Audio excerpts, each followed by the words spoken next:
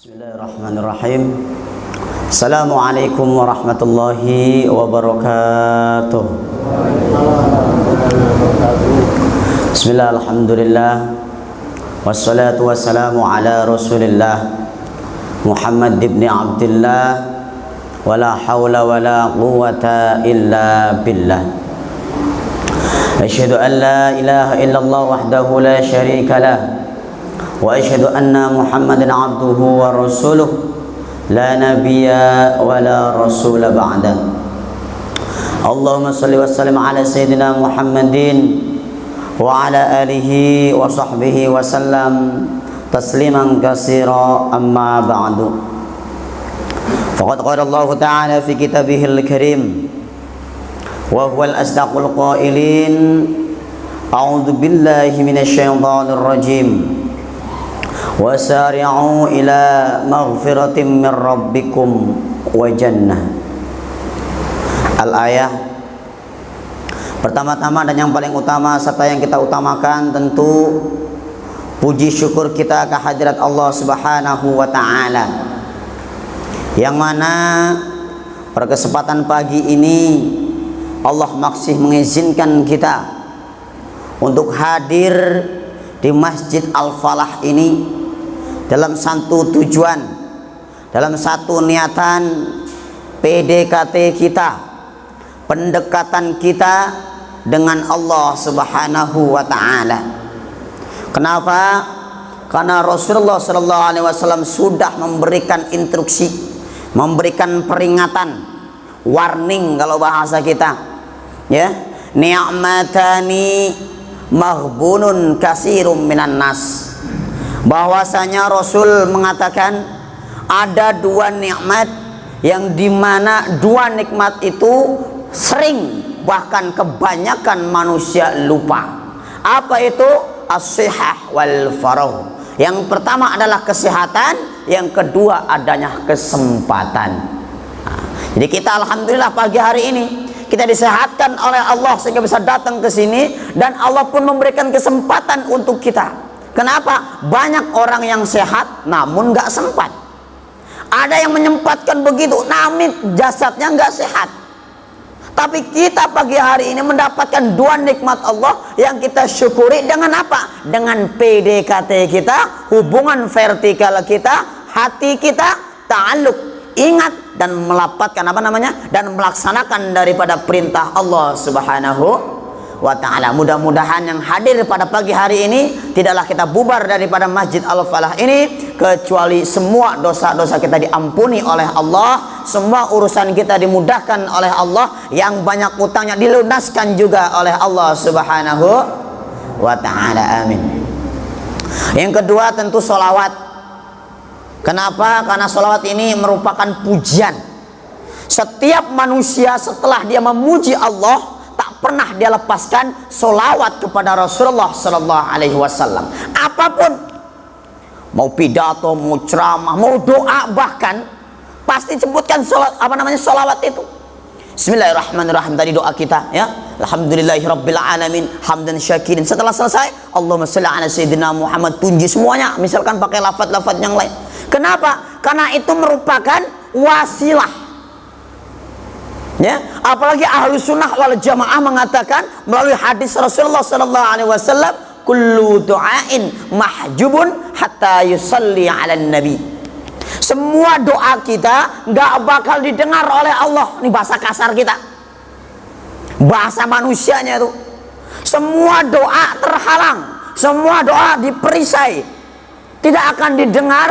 Bahkan Allah malas bahasanya melihat doa kita, melihat tangisan kita, melihat jeritan hati kita. Sampai kapan? Hatta yusalli 'alan nabi, sampai kita mau bersolawat terlebih dahulu kepada baginda kita Nabi Agung Muhammad sallallahu alaihi wasallam. Itu cintanya Allah kepada Nabi Muhammad. Ketika Nabi Musa datang kepada Allah di Bukit Tursina saat itu, ya Allah, saya pengen menjadi hambamu yang dekat denganmu. Engkau berikan Engkau berikan aku, ya Allah, kalimullah, lafaz, laqab, titel, mampu bercakap denganmu, ya Allah. Aku ingin memandang wajahmu, ya Allah.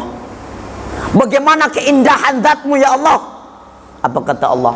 Musa, engkau tak akan sanggup memandang diriku. Kenapa? Karena dirimu dan diriku terhalang oleh 70.000 penghalang. Itu Nabi Musa, kalimullah, mampu bercakap sama Allah, pengen melihat Allah, gak disampaikan oleh Allah. Kemudian bertanya Musa, ya Allah, lantas siapa manusia yang mampu menatap wajahmu secara face to face itu ya Allah? Barulah Allah mengatakan, yaitu Rasulullah Sallallahu Alaihi Wasallam. Dengan di Isra Mi'rajkan saat itu, bertemulah Nabi Muhammad dengan Allah Subhanahu wa Ta'ala di Sidratul Muntaha tanpa adanya penghalang apapun, hanya Nabi kita. Sehingga apa Nabi Musa? Ya Allah, kalau begitu saya jadikan umat Nabi Muhammad ya Allah. No way, ora iso, nggak bisa Musa. Umat Nabi Muhammad itu umat yang paling beruntung, umat yang paling sukses bahasanya dalam keagamaan, dalam ta'aluk ke hatinya kepada Allah. Kenapa? Wahai Musa, perhatikan. Wala saufa yu'tika rabbuka fatardha. Allah menurunkan ayat suci Al-Quran yang berbunyi tadi, ya, engkau Musa sujud, menyembah, ibadah, kau berbuat mengharapkan ridhoku, mengharapkan rahmatku, mengharapkan kasih sayangku ya Musa. Tapi ingat Musa, wala saufa yu'tika rabbuka fatardha. Aku Allah berbuat sesuatu demi mengharapkan ridho kekasihku. Bayangin Pak, Nabi Musa, Masya Allah, beribadah mengharapkan ridhonya Tuhan Allah. Allah berbuat untuk mengharapkan ridhonya, senyumnya daripada baginda Nabi Agung Muhammad Sallallahu Alaihi Wasallam. Dan itu termaktub dalam Al-Quran. Makanya kita manusia yang paling beruntung. Kenapa? Tuba liman ro'ani wa amanabi. Beruntung para sahabat ketika dia mampu memandang Nabi dan dia bersyahadat kepada Nabi.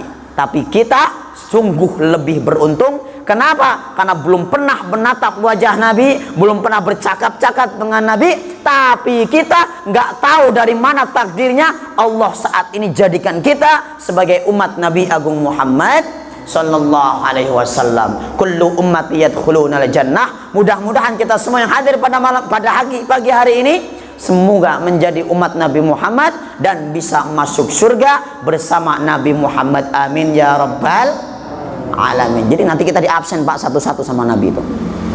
Ya, Al-Falah hadir. Pak Marij mana? Oh paling depan, conteng, checklist. Jamaahnya mana? Oh bergulir di belakang. Kenapa? Karena semua itu termaktub dalam absennya.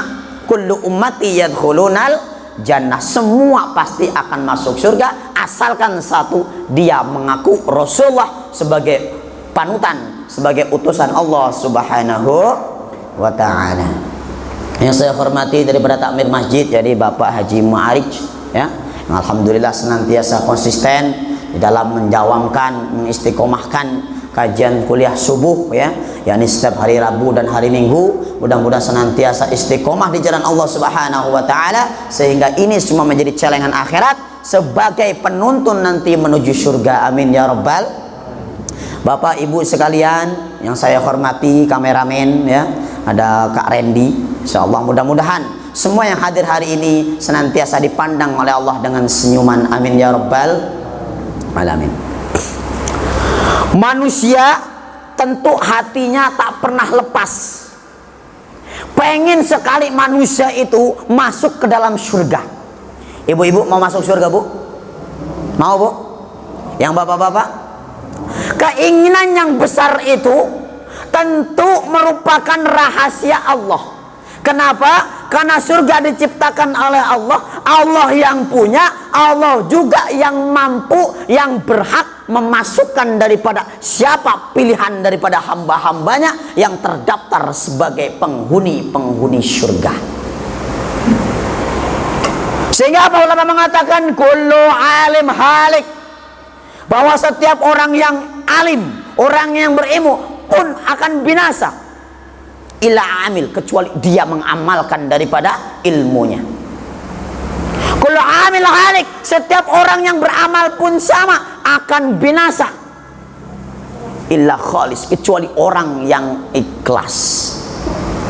Nah, dari sinilah diceritakan kisah Nabi Musa. Saat itu Nabi Musa berjalan di Bukit Tursina, kemudian melihat satu cahaya yang mengkilap dari bawah bukit tersebut. Nabi Musa penasaran, siapa gerangan di balik cahaya yang gemerlapan itu. Kemudian Nabi Musa pun mendatanginya. Dilihatlah seorang hamba Allah yang sedang beribadah di dalam tempat tersebut. Setelah beribadah, selesai ibadah, orang itu menghadap melihat daripada Nabi Musa, mengucapkan salam, kemudian memeluk Nabi Musa. Dia tahu dia adalah Nabi Allah, mampu bercakap-cakap sama Allah. Bertanya orang tersebut dalam kitab Aqidatul Awam itu,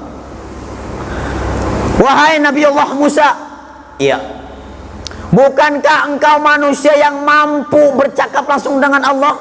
Kalimullah. Benar. Nabi Musa sebenarnya bertanya, wahai fulan, apa yang membuat engkau bisa seperti ini? Dari kejauhan aku memandangmu mengeluarkan cahaya yang kemilapan luar biasa, mengkilap. Apa yang kau perbuat selama ini? Orang itu pun menjawab, saya wahai Musa, semenjak saya balik, semenjak saya mendapatkan kewajiban saat itu, saya pergi daripada rumahku, kemudian saya tinggal di tempat ini, saya beribadah khusus mengharap daripada amal saya diterima oleh Allah Subhanahu wa ta'ala, hanya beribadah kepada Allah Subhanahu wa ta'ala. Saya lupakan semua dunia, saya hanya mengharapkan ingin dekatnya saya dengan Allah Subhanahu wa ta'ala. Sehingga perbuatan itu membuat Nabi Musa tercengang. Mengkilap itu cahaya, mencorong kalau orang Jawa. Setelah ditanya orang tersebut, wahai Nabi Allah Musa, kau sudah melihat bagaimana luar biasa yang engkau pandang tadi daripada perbuatanku, daripada amalku. Tolong wahai Nabi Musa, sampaikan kepada Allah, sampaikan kepada Allah, salamkan, kira-kira nih saya ini, tanyakan kepada Allah, kelak masuk neraka apa ke surga? Tanya orang tersebut. Nabi Musa pun dengan izin Allah saat itu dibuka hijabnya, mampu bercakap dengan Allah, menyampaikan pesan daripada seorang laki-laki tadi. Kemudian dijawablah oleh Allah Subhanahu wa ta'ala. Selang beberapa detik kemudian Nabi Musa menghadapkan wajah kepada orang tersebut sambil menggelengkan kepala. Maaf wahai fulan, tempatmu adalah di neraka. Bayangin Pak, ibadah doang. Ya, kalau bahasa sekarang kita ya sholat doang. Mungkin kalau memang ada kewajiban sholat saat itu. Tapi semuanya itu tidak menjadi wasilah dia masuk ke surga. Kata Nabi Musa, tempatmu di neraka. Menangis orang itu. Wahai Nabi Allah Musa, gerangan apa dengan diriku? Salah apa aku ini? Apakah ibadah yang saya perbuat ini nggak mampu untuk menimbang, memberatkan timbanganku menuju surga? Apa kata Nabi Allah Musa? Wahai fulan, benar kau ibadah kepada Allah, benar kau melaksanakan semuanya mengharapkan daripada ridho Allah, benar engkau siang dan malam tak tahu pikirkan, tak kau urusi bagaimana kehidupan dunia. Yang kau pikirkan bagaimana engkau dekat sama Allah. Tapi pernahkah engkau berpikir bagaimana keluargamu di sana, bagaimana tetanggamu di sana, kaummu di sana yang tidak mengenal dia dengan Allah Subhanahu wa ta'ala? Kau hanya memikirkan dirimu sendiri, wahai fulan. Tuh.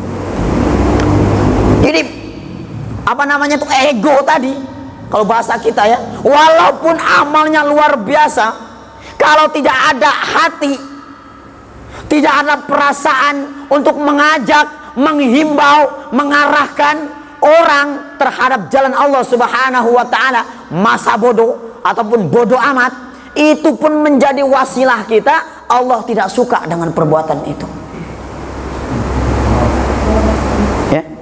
Nah, inilah pagi hari ini kita datang di sini duduk di sini sama-sama mengingatkan, sama-sama mengajak supaya hati kita disentuh, batin kita berzikir, tangan kita bergerak, mulut kita mengucapkan daripada kalimat-kalimat Allah dengan tujuan Allah merahmati kita, Allah memandang kita dengan senyumannya, sehingga kasih sayang Allah curahkan kepada kita semua. Amin ya rabbal alamin. Nah, bagaimana cara mengharapkan rahmat Allah tersebut? Tentu ada 3. Iman pondasi, ilmu sebagai aplikasi, dan ibadah sebagai realisasi. 3 pondasi ini yang bisa menjadikan seorang hamba kenal dengan Allah. Kenapa? Karena tugas manusia supaya pengen dekat sama Allah, kenali dulu. Man arafa nafsah faqad arafa rabbah. Kalau kita sudah kenal diri kita, saya ini siapa, tugas saya ini apa, tugasnya ngapain, saya hidup di dunia ini apakah kebetulan? Dipikirkan itu supaya muhasabah bil qalbi, supaya kita tuh mencerna apa tujuan Allah dihidupkan kita. Apakah hanya untuk makan dan tidur saja? Nah, kalau kita sudah kenal siapa kita sebagai hamba Allah yang tugasnya beribadah kepada Allah, di saat itulah baru kita akan mengenal sejatinya daripada Allah Subhanahu wa ta'ala. Iman pondasi. Apa itu pondasi? Akar dari segala amal kita. Al-Quran, ya ayyuhalladzina amanu. Allah dalam Al-Quran kebanyakan memanggil orang-orang yang beriman. Seakan-akan nih, ya ayyuhalladzina amanu. Kita kumpul di sini, ada tukang becak misalkan, ada tukang bakso misalkan, ada tukang somai misalkan. Yang dipanggil tukang somai, yang menengok ya tukang somai, yang datang ya tukang somai. Kenapa? Yang Allah panggil cuma tukang somai. Yang lain ya bodo amat. Sama seperti kita, ya ayyuhalladzina amanu kutiba alaikumussyam. Kau puasa, kenapa? Karena kau beriman. Nggak beriman ngapain puasa? Begitu. Dan sama seperti pasport kita masuk surga, kullu ummati yadkhulunal jannah. Setiap umat Nabi pasti masuk surga. Siapa mereka? Orang-orang yang beriman. Nggak beriman kok percaya nggak kepada Nabi? Sama Allah nggak percaya, sama Nabi nggak mau ngikut, nggak punya iman kok. Bagaimana akan percaya dengan Tuhan? Imannya aja nggak ada. Sehingga apa? Tidak wajib puasa, tidak wajib zakat, tidak wajib apapun. Kenapa? Nggak ada iman. Tapi kalau ada iman manusia, ya tentu ada perisai, ada pembatas. Oh ini salah, oh ini nggak benar.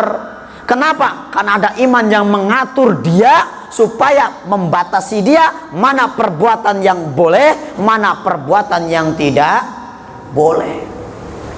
Sehingga dengan iman itulah turun bulan suci Ramadan. Man shoma Ramadanan imanan wahtisaban ghufira lahu ma taqaddama min dzambi. Dalam hadis yang lain, wa ma ta'akhkhar. Sapa wonge wong Jawa iki sing gelem puasa sajerone bulan suci Ramadan. Wah, iki nyambung ora iki? Ya, siapa orang yang mau berpuasa di bulan suci Ramadan, syaratnya apa? Imanan, dengan iman. Ya, jadi puasa karena iman. Wahtisaban, karena mengharapkan ridho Allah Subhanahu wa ta'ala. Baru Allah melanjutkan ghufira lahu ma taqaddama min dzambi. Maka Allah wajib mengampuni dosa-dosa orang tersebut yang telah lewat. Artinya apa? Dosa 1 tahun sebelum Ramadan hari ini Allah hapuskan. Kenapa? Karena kita punya iman dan kita melaksanakan daripada bulan suci Ramadan, yaitu puasa. Wahtisaban ghufirallahu ma taqaddama min dzambi. Dan 1 tahun yang akan datang, bayangin, belum nyampe kita tahun depan, Allah sudah mengampuni dosa itu. Kenapa? Karena kita punya iman.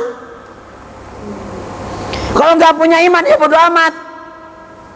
Lo gua sama Tuhan aja nggak percaya, Makanya inna dina 'indallahil Islam. Agama yang diridhoi Allah ya agama Islam. Kenapa? Karena memang Islam itu agama yang dibawa oleh Nabi Muhammad, disampaikan kepada kita, diultimatumkan dalam Al-Quran. Inna dina 'indallahil Islam. Kalau bahasa kitanya berarti agamanya Allah cuma Islam. Yang lain berarti agamanya orang yang berbuat, orang yang membuat, kemudian diakui oleh mereka.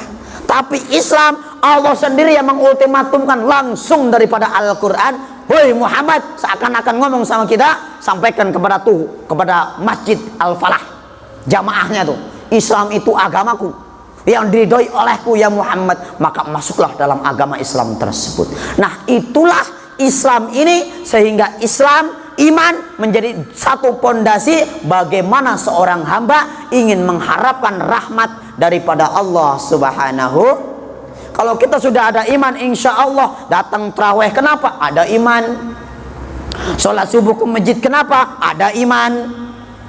Ya, bayar zakat fitrah, kenapa? Karena punya iman. Nggak ada iman, bodoh amat. Bayar zakat situ, nggak bayar zakat situ. Meskipun bayar, hukum zakatnya tadi nggak wajib. Kenapa? Karena dia tidak beriman. Kenapa? Membayar zakat, sholat, dan semuanya itu karena wajib ketika manusia sudah ada iman di dalam hati. Satu kuncinya iman. Semua amal kita akan diterima apabila kita punya iman. Yang kedua apa? Ilmu. Ya, kita ibadah, ya, sehingga dalam kitab Zubat ulama kita mengatakan, Ahmad Rusan Asy-Syafi'i, wa kullu man bi ghairi ilmin ya'malu a'maluhu mardudatun la tuqbalu. Semua amal manusia, ya, bi ghairi ilmin, kita sholat, kita puasa tanpa adanya ilmu, a'maluhu mardudatun la tuqbalu, maka semua amal yang kita kerjakan, ibadah yang kita kerjakan, mardudatun, ditolak oleh Allah. Bukan hanya ditolak Ustadz, apa? La tuqbalu, ditakkidkan, diperjelas, Allah tidak mau nerima. Lo ibarat bahasa kita nih ya, Bapak Ma'arij tadi datang ke sini nyuguhin minuman, Ustadz silakan diminum. Saya nggak mau. Bukan cuma nggak mau, latuk balu, nggak mau saya, nah, begitu tuh, dilempar itu minuman. Kenapa? Kalau kita ibadah cuma hanya taklid belaka. Apa itu taklid? Ikut-ikutan. Ah, pokoknya imam takbir, saya ikut takbir. Imam ruku, saya ikut ruku. Bacaannya kagak tahu, bagaimana hukumnya ruku nggak tahu, tumaninah dia nggak tahu, pokoknya ikut imam. Nah, itu namanya taklid biasa tuh, ikut-ikutan tanpa adanya dasar. Nah, gunanya majelis seperti ini apa? Kita saling tahu supaya saling mengerti tujuan kita ibadah, ada apa dalam ibadah. Kita sholat, ya, ada namanya tumakninah. Apa itu tumakninah? Diam sejenak sekiranya subhanallah. Artinya apa? Nggak boleh kita ruku, Allahu Akbar, subhanallah bihamdi, sami Allah. Tidak ada jeda, itu sholat kita itu nggak sah. Kalau nggak sah, bagaimana boleh diterima? Namanya juga nggak sah. Seakan-akan ya gugur, nggak sah sholatnya kok. Nah, itu kalau kita ibadah kagak tahu. Ya, ada cerita tuh di Medan, Pak Bu. Seorang ayah nyuruh anaknya sholat. Nah, sholat. Namanya si Ucok. Ah, aku nggak bisa sholat, Mak. Udah, pokoknya kau sholat, kata mamanya nih. Nggak bisa sholat, Mak. Ya sudah, ikuti saja bapakmu lagi sholat tuh. Ya, nah ikut. Berangkat tuh si Ucok sama bapaknya, sholat di balai bambu. Itu bambu itu yang dipecah-pecah itu, bikinkan tikar. Sholat di situ, bapaknya imam, anaknya makmum. Pas lagi sujud, khusuk-khusuknya itu orang tua sama anaknya, ya. Bapaknya pas sujud terjepit bambu hidungnya. Refleks, kaget, mengadu. Aduh. Anak di belakang pesan, kata apa? Ingat pesan ibunya, ikutin saja bapakmu. Aduh, lebih kenceng daripada bapaknya. Kenapa? Sholatnya cuma ikut-ikutan, tidak ada dasar, tidak ada dasarnya, tidak ada ilmunya. Nah, makanya seperti inilah menambah keilmuan kita supaya apa? Ibadah kita baik, juga ibadah kita benar.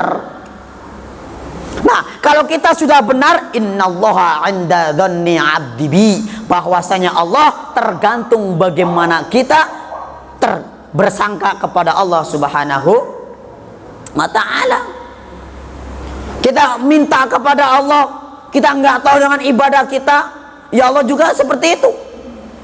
Kita yakin, ya Allah kau terima doa, kau yakin nggak dengan sholatmu? Kau yakin nggak dengan ibadahmu? Kalau kau ragu dengan ibadahmu, kira-kira sholat saya diterima nggak ya?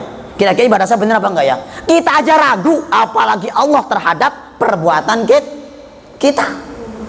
Innallaha 'inda dzanni 'abdi bi, tergantung sangkaan Allah ke kita, bagaimana kita menyangka Allah terhadap kita.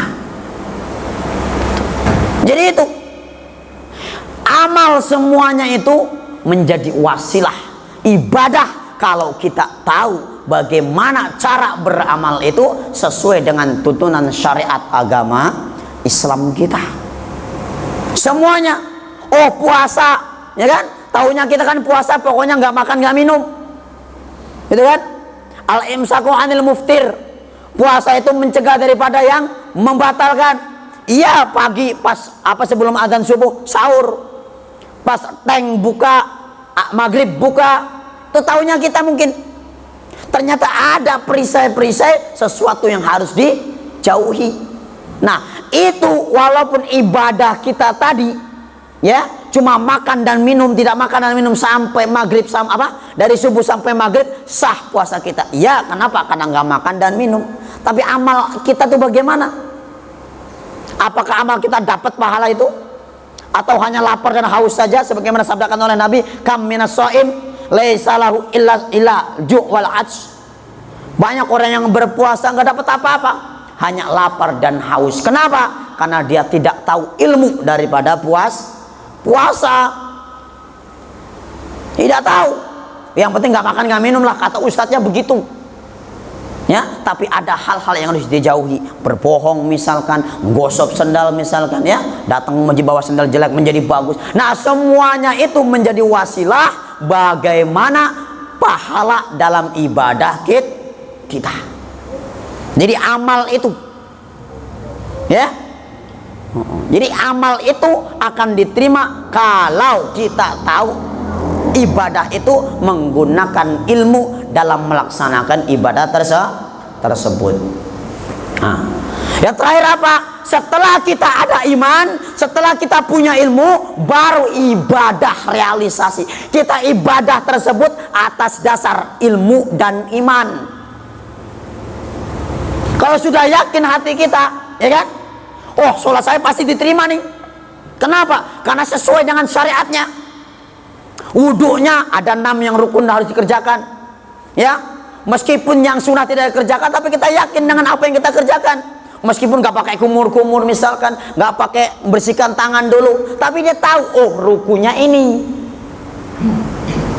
ya, ya, menggunakan air yang ini, air yang suci. Tahu ilmunya. Kenapa kita wudhu, ya kan? Menggunakan air yang langsung mengalir, air yang daripada saluran, keran, tetmon dan sebagainya. Bagaimana kalau kita wudhu menggunakan air dogan?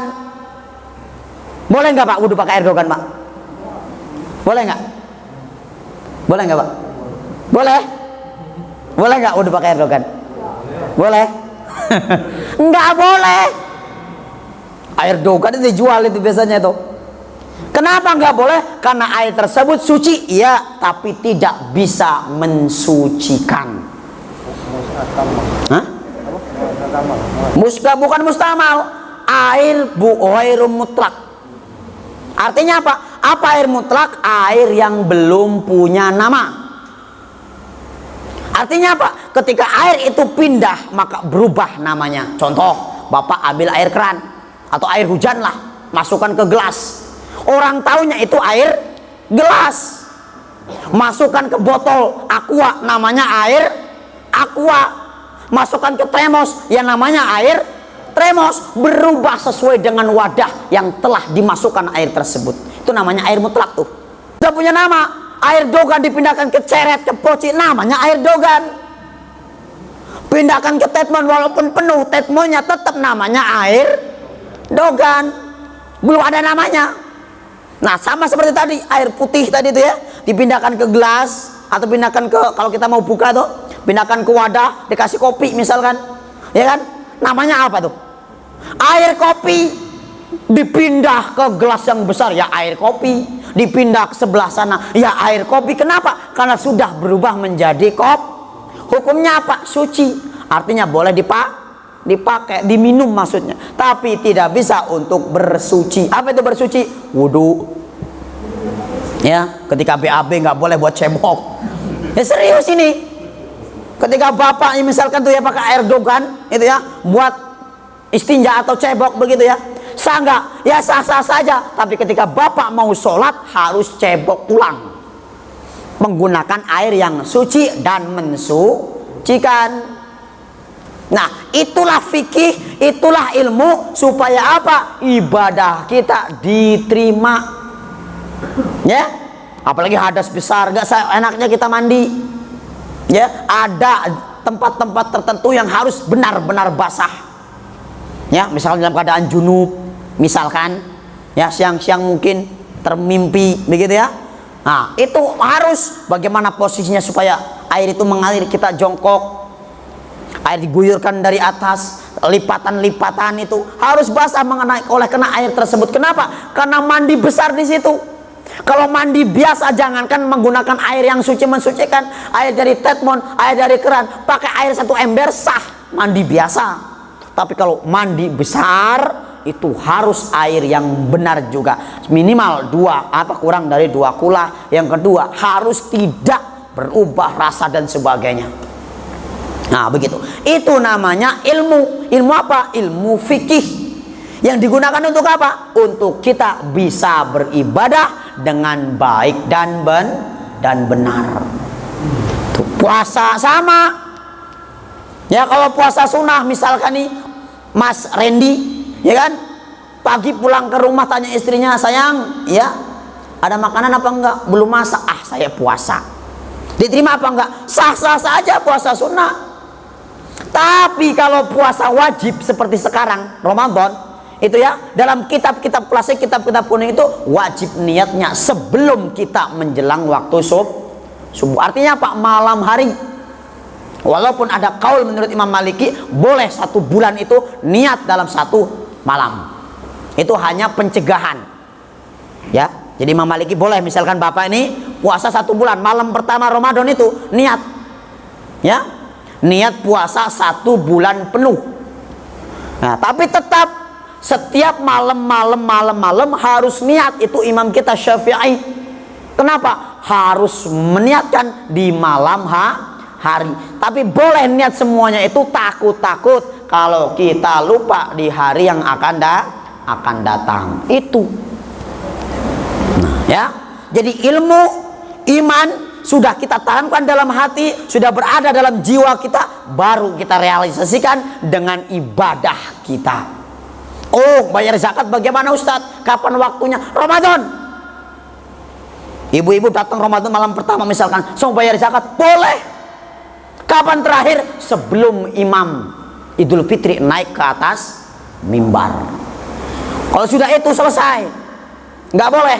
Makanya kalau orang-orang Jawa, orang-orang dusun itu ya, ketika malam Ramadan, keliling semua itu, ya datang ke masjid. Ini pokoknya Pak zakatnya anak saya, ini Pak ininya, ya dikasihkan zakatnya, baru ambil membagikan. Dan amil itu nggak sembarangan. Amil itu adalah orang yang ditunjuk oleh aparatur pemerintah ataupun kekuasaan tersendiri, itu yang ditunjuk, ini loh pengurus daripada zakat. Nah, itulah orang yang berhak mendapatkan zakat. Artinya apa? Bukan semua orang datang tahu-tahu bantu-bantu, ikut jadi amil, nggak bisa.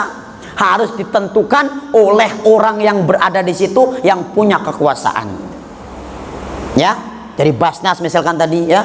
Oh, ini ambilnya di Bapak Ma'arid. Ya, berarti Pak Ma'arid tuh yang ngurusin semuanya itu.